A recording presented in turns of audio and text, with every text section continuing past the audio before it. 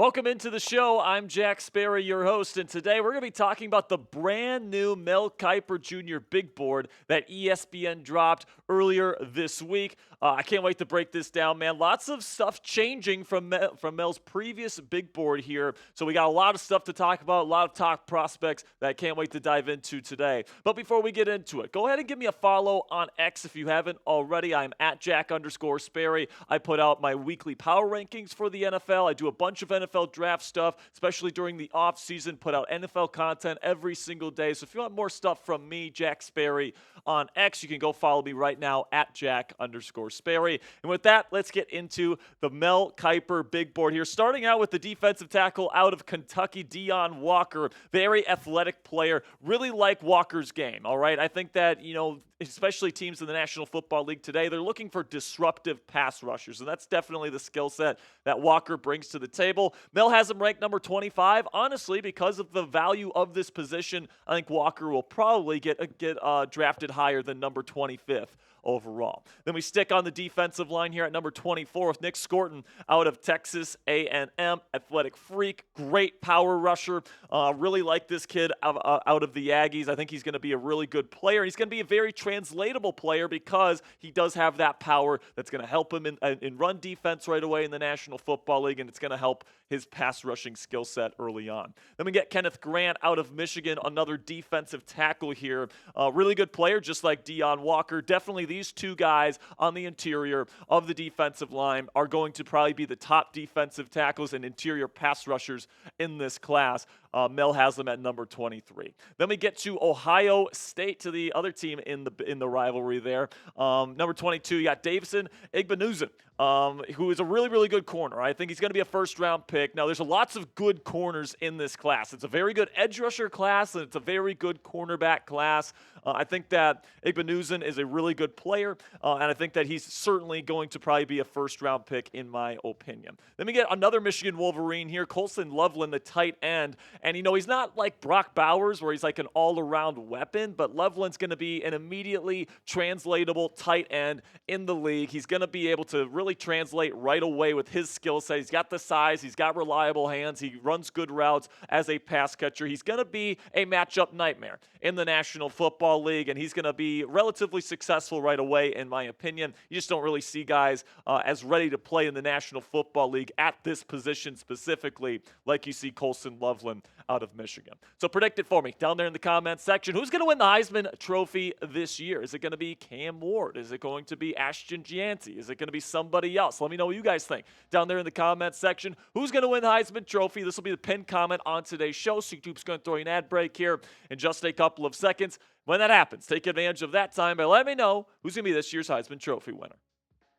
Then we get to my Notre Dame Fighting Irish here. Benjamin Morrison, the lockdown #1 corner on the outside. His specialty is man coverage, and NFL teams are going to absolutely love that. NFL teams, the holy grail when it comes to defense, guys, is obviously a #1 edge rusher, but then also a #1 lockdown cornerback that you can trust on an island. And that's what the Notre Dame Fighting Irish trust Benjamin Morrison with. What that allows a defense to do is to rotate coverages away from the #1 receiver and to essentially take away another opponent's #1 target. So Benjamin Morrison going to be a very high draft pick. Really like his skill set, especially in man coverage. But then another corner that I'm very high on, and so is Mel, is out of East Carolina, the Pirates, Shavon Revel Jr. Now this guy is big, 6'3", long arms, plays with great instincts. I do think that he's kind of in the same category as Benjamin Morrison. Maybe personally, I would have Morrison slightly above Revel on my personal rankings, but he's certainly somebody you have to keep your eye on. If he runs a fast 40 time, man, with his physical skill set and his traits, he's going to be probably a top 15 pick or at least top 20 pick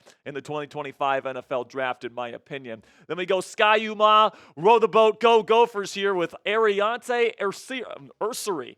Man, that is a tough one there, producer Coop. The offensive tackle out of Minnesota has been rising up draft boards in recent weeks. He's had a really good start to his 2024 campaign. He's got traits. He's got all the things that you look for. Keep your eye on the offensive tackle out of Minnie. Then we get Will Campbell, the offensive tackle out of LSU. Now, a lot of people have Campbell ranked as a top 10 overall prospect in this class. I think he's a really good player. Mel is a little bit lower on him at 17th overall. I think the reason for that is he still has some things in his game that he still needs to iron out in his final year if he's going to be a top 10 pick in the National Football League this year. Then we get to somebody that I absolutely love watching on Saturdays. Ashton Jeanty, the running back out of Boise State, arguably the best player in college football right now. He is absolutely unbelievable. He's the #1 running back on Mel Kiper Jr.'s big board right now, and for good reason. He can catch the ball out of the backfield. He's got incredible vision.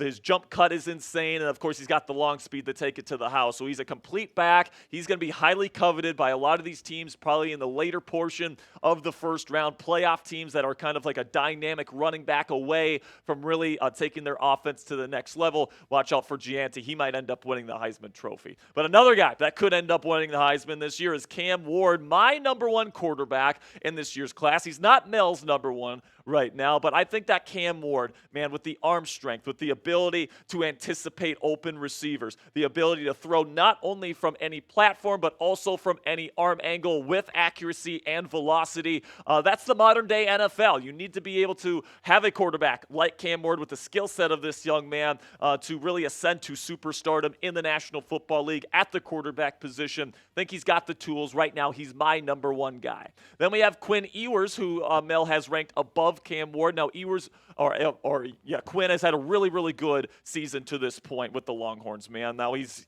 dealing with an injury right now, and, there's some Longhorns fans, to the chagrin of producer Coop, want Arch Manning to be the full-time starter, but that's kind of ridiculous to me. Ewers is a really good quarterback. When he gets back, he's going to be the starter, and he might win a national championship with the Longhorns this year. Then Carson Beck out of Georgia. If you've watched any of my NFL draft videos on this draft class specifically before, you guys know that I think Carson Beck is a perfect fit for a Kyle Shanahan or Sean McVay West Coast style of offense where they rely on timing, footwork, accuracy, all those things. Not sure Beck's ever going to be a superstar in the National Football League, but he plays really on time and with accuracy, and that's the stuff that the McVay and Shanahan guys are going to eat up. Then we get Shedeur Sanders at #12, and Shedeur definitely has the capability to be a really good player in the National Football League. Now, some people are worried about the antics and, talking trash to an opposing quarterback after the game. It's like, how is he going to be received in an NFL locker room if he really thinks he's all that? How is he going to be received from other players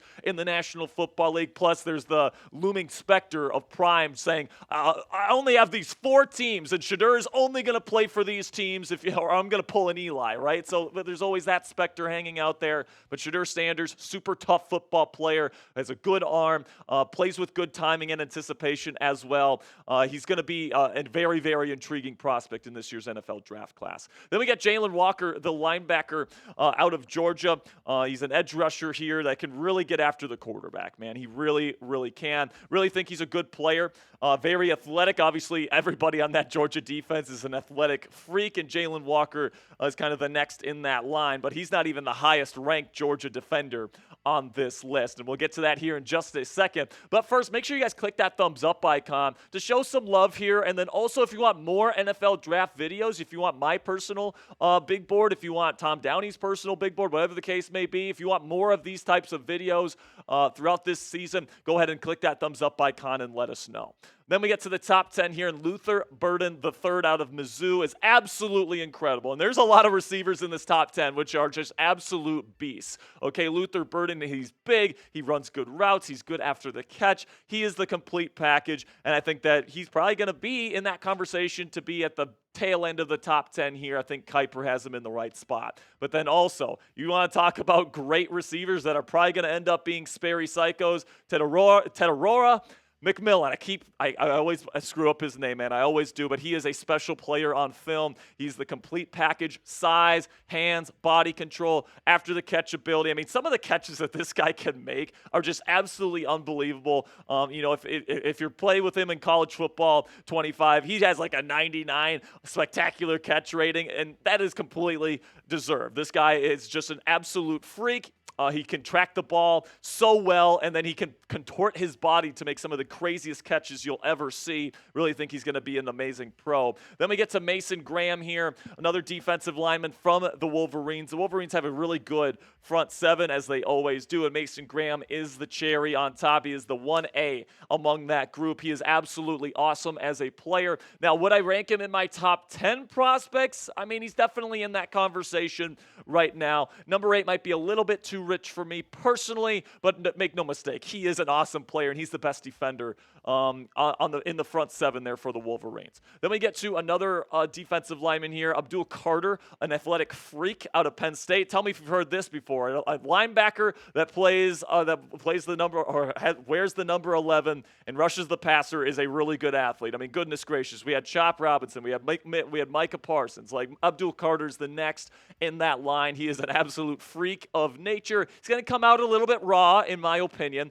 but, he's somebody that could absolutely turn into an absolute menace, just like a former Nittany Lion playing for the Dallas Cowboys right now. Then we got Kelvin Banks Jr., the offensive tackle, my number 1 offensive tackle in the class right now. He's the complete package. He's got size. He can move. He protects the passer extremely well, plays with good feet, good hand placement. He is just such a clean prospect when you look at offensive tackles in this class. I think he's probably going to end up being a top 10 pick, and I think Mel probably has him ranked appropriately here. Then we get to Malachi Starks, and you want to talk about Sperry psychos. This guy might be the top of the list Sperry psycho this year. Malachi Starks, the safety out of Georgia, is just an insane football player. Okay, he can cover anything that you want, any assignment you want Malachi Starks to play, whether at free safety, strong safety, in the slot. I mean, he reminds me of kind of like Tyke Smith last year. If you watched my coverage of the draft last year, I loved Smith coming out of Georgia. He ended up going to the Tampa Bay Buccaneers. Malachi Starks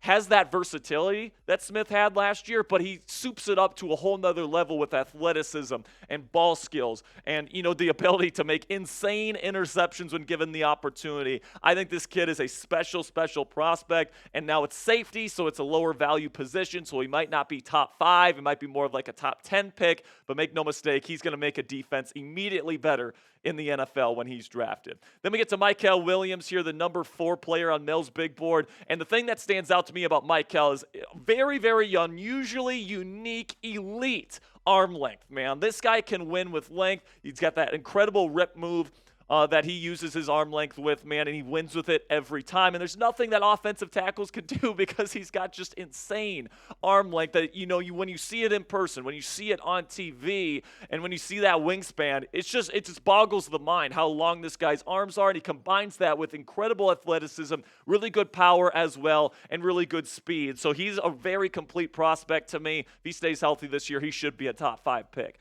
James Pierce Jr. is number 3 on Mel's list here, edge rusher out of Tennessee. And just like Mykel Williams, man, James Pierce Jr. is the complete package. It's going to be interesting to see which of these two guys ends up going first in this year's NFL draft class. Obviously they're competing in the SEC this year. It's going to be interesting to see which guy puts up more better numbers this year, and I can't wait to dive into their film as we approach the NFL draft this spring. Then we get to Will Johnson, number 2 on Mr. Mel Kiper Jr.'s list, the top-ranked defender on Michigan's defense here, and for good reason. Will Johnson is just absolutely the complete package. He was arguably the best corner in college football his freshman season, and now he's a finished product. He's ready for the National Football League. Whoever drafts Will Johnson, most likely in the top 5, is getting a day 1 number 1 cornerback. I have a feeling he could have a Sauce Gardner type of rookie season. Then Travis Hunter is number 1 wide receiver / corner out of Colorado. Now, this is going to be an interesting development here, because where is Travis going to play? Is he going to play wide receiver where he can make more money down the road, or is he going to play corner where he's arguably better, right? Because, I think that he's better at corner, and what I think he should do is he should go out as a corner, but then he should offer the versatility where in big moments, third downs, late game situations, 2-minute drills, he can go in as a wide receiver and be a playmaker for his team in that way as well. I don't think he's going to play wide receiver and cornerback full-time in the NFL. I think it's just too taxing on his body, and the team that drafts him, isn't going to want to do that because it's going to put a lot of tread on the tires extremely quickly. And that's going to be the discussion around Travis Hunter. Is playing both ways in college going to put too much tread on the tires? And is this guy going to be good 7 to 8 years down the line on his next few contracts, right? So that's going to be the discussion around Travis Hunter, but I do agree with Mel. He's probably the most talented player in college football today. So take a guess for me down there in the comments section. Who's going to be the number 1 overall pick in the 2025 NFL Draft? Will it be one of the quarterbacks? Will it be potentially Travis Hunter? Will it be Kelvin Banks Jr., the offensive tackle? Will it be one of the edge rushers, Mykel Williams or James Pierce? Let me know what you guys think down there in the comments section. Predict it for me. Who's going to be the number 1 overall pick? That'll be it for today's edition of NFL Daily. Guys, really do appreciate your support. Make sure you guys click that subscribe button right now. You can go follow me on X if you want to right now for more NFL draft coverage at Jack_Sperry. Until next time, guys, peace out.